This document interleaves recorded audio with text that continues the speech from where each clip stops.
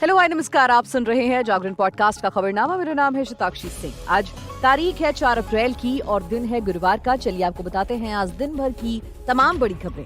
Bulletin की शुरुआत करेंगे हेडलाइंस के साथ।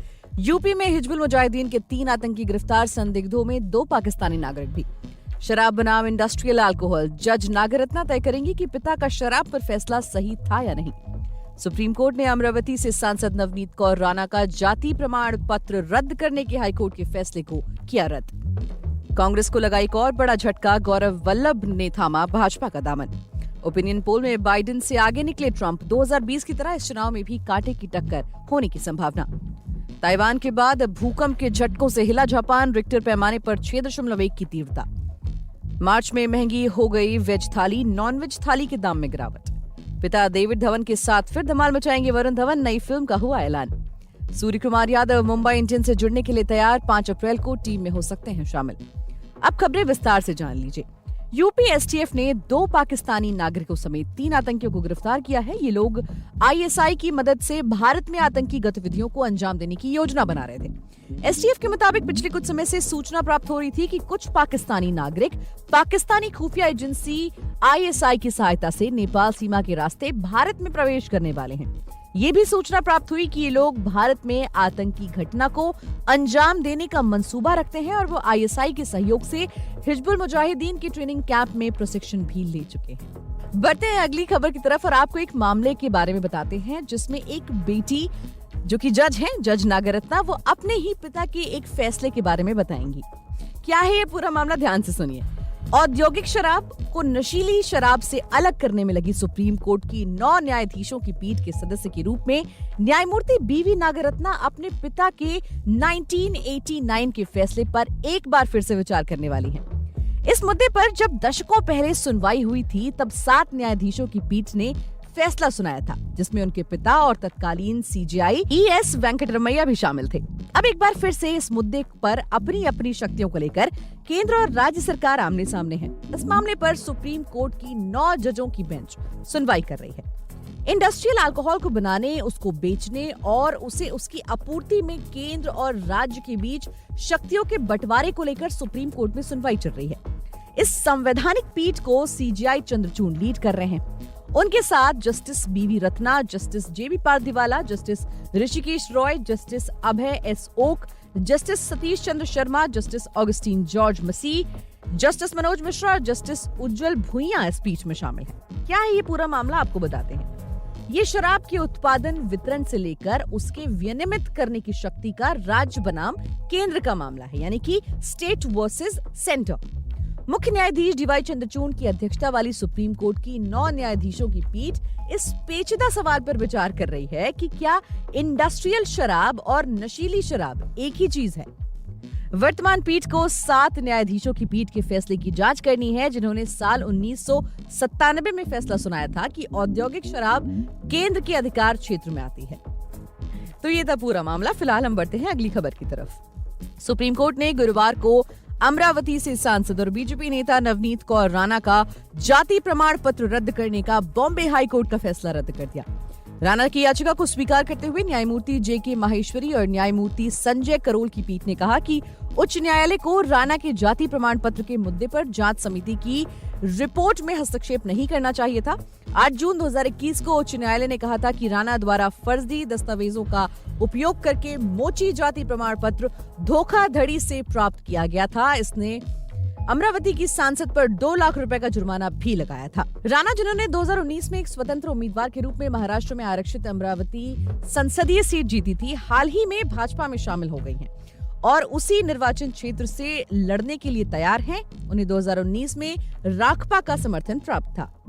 वहीं कुछ दिन से चल रही अटकलों के बीच आज पूर्व कांग्रेस नेता गौरव वल्लभ भाजपा में शामिल हो गए। लोकसभा चुनाव से पहले राजस्थान से वल्लभ का पलायन कांग्रेस के लिए बड़े झटके के तौर पर माना जा रहा है। उन्होंने कांग्रेस पर दिशाहीन पार्टी होने के आरोप लगाए थे। वल्लभ कांग्रेस के राष्ट्रीय प्रवक्ता थे। वल्लभ के साथ बिहार कांग्रेस के पूर्व अध्यक्ष अनिल शर्मा ने भी भाजपा की सदस्यता ली। बीजेपी में शामिल होने पर गौरव वल्लभ ने कहा कि 2 से 3 प्रमुख मुद्दे थे जिन्हें मैंने अपने इस्तीफे पत्र में उजागर किए थे। मैं सुबह शाम संपत्ति बनाने वालों को गाली नहीं दे सकता। धन पैदा करना कोई अपराध नहीं है। बीजेपी में शामिल होने के बाद गौरव वल्लभ ने कहा कि मैंने सुबह विभिन्न सोशल मीडिया प्लेटफॉर्म पर एक पत्र पोस्ट किया। उस पत्र से मैंने अपने दिल की सारी व्यथा लोगों के सामने रखी। मेरा शुरू से यही विचार रहा है कि भगवान श्री राम के मंदिर का निर्माण होना चाहिए। एक निमंत्रण मिला और कांग्रेस ने निमंत्रण अस्वीकार कर दिया। मैं इसे स्वीकार नहीं कर सकता। गठबंधन के नेताओं ने सनातन पर सवाल उठाए। कांग्रेस इसका जवाब क्यों नहीं दे रही थी?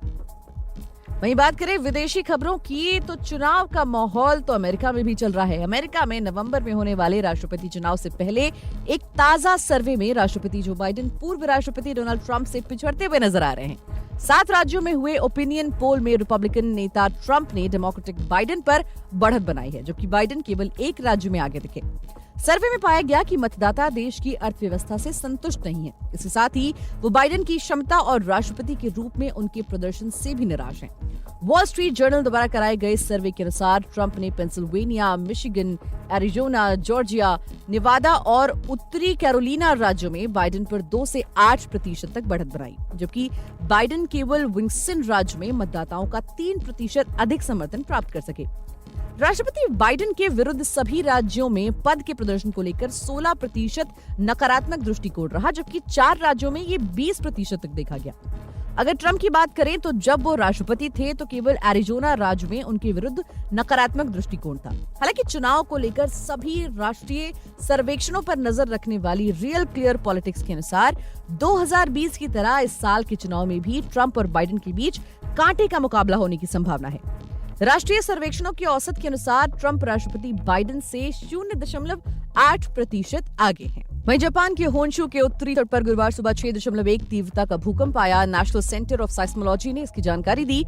जापान में भूकंप की गहराई 55 किलोमीटर थी, जो जापान में भारतीय समय अनुसार सुबह 8:46 पर था। घटना में किसी के भी हताहत होने की खबर अभी सामने नहीं आई है। ये भूकंप ताइवान में आए विनाशकारी भूकंप के बाद आया है, जिसमें अब तक 9 लोगों की मौत हो चुकी है। बढ़ते अगली खबर की तरफ और आपको एक चौंकाने वाली बात बताते हैं। चौंकाने वाली बात यह है कि वेज थाली के दाम जो हैं वो बढ़ गए हैं और नॉन वेज थाली के दामों में कमी आई है। CRISIL market intelligence and analysis अपनी मासिक रोटी चावल दर रिपोर्ट पेश कर चुका है। इस रिपोर्ट के अनुसार मार्च महीने में वेज थाली की कीमतों में 7% से ज्यादा का इजाफा हुआ है। दरअसल प्याज, टमाटर और आलू की कीमतों में बढ़ोतरी ने इनकी कीमतों में इजाफा कर दिया है। वहीं अगर नॉनवेज थाली की बात करें तो पोल्ट्री की कीमतों में गिरावट के कारण मांसाहारी थाली में 7% की गिरावट आई है। रोटी, सब्जियां, चावल, दाल, दही और सलाद वाली सब्जी थाली की कीमत मार्च में बढ़कर 27.3 रुपए प्रति प्लेट हो गई, जो कि 1 साल पहले की अवधि में 25.5 रुपए थी, लेकिन सस्ती थी। वहीं फरवरी 2024 में वेज थाली की कीमत 27.4 रुपए से अधिक है। अब वेज थाली महंगी क्यों हुई वो भी आपको बताती हूँ। देखिए, देश में प्याज, टमाटर और आलू की कीमतों में सालाना आधार पर वृद्धि देखने को मिली है। इस तेजी की वजह से वेज थाली के दाम बढ़ गए हैं। पिछले वित्तीय वर्ष में सालाना आधार पर प्याज 40%, टमाटर 36% और आलू 22% महंगा हुआ है। रिपोर्ट के अनुसार कम आवक के कारण 1 साल पहले की तुलना में चावल की कीमतें 14% और दालों की कीमतें 22% बढ़ गईं। नॉनवेज थाली के मामले में, जिसमें दाल की जगह चिकन को रखा गया, 1 साल पहले की अवधि में 59.2 रुपए के मुकाबले नॉनवेज थाली के दाम घटकर 54.9 रुपए हो गए हैं, लेकिन फरवरी से पहले 54 रुपए प्रति थाली की तुलना में अधिक थी। ब्रॉयलर की कीमतों में 16% की गिरावट आई है। साल दर साल आधार पर मांसाहारी थाली की लागत में गिरावट का प्राथमिक कारण यही था। रिपोर्ट में कहा गया है कि फरवरी से तुलना करने पर रमजान के पवित्र महीने की शुरुआत और अधिक मांग के कारण ब्रॉयलर की कीमतों में 5% की वृद्धि हुई है। बात करते हैं मनोरंजन जगत की। मैं तेरा हीरो, जुड़वा 2 और कुली नंबर 1 इन फिल्मों में पिता डेविड धवन के साथ काम करने के बाद अब एक बार फिर वरुण धवन चौथी फिल्म में उनके साथ काम करने को तैयार है।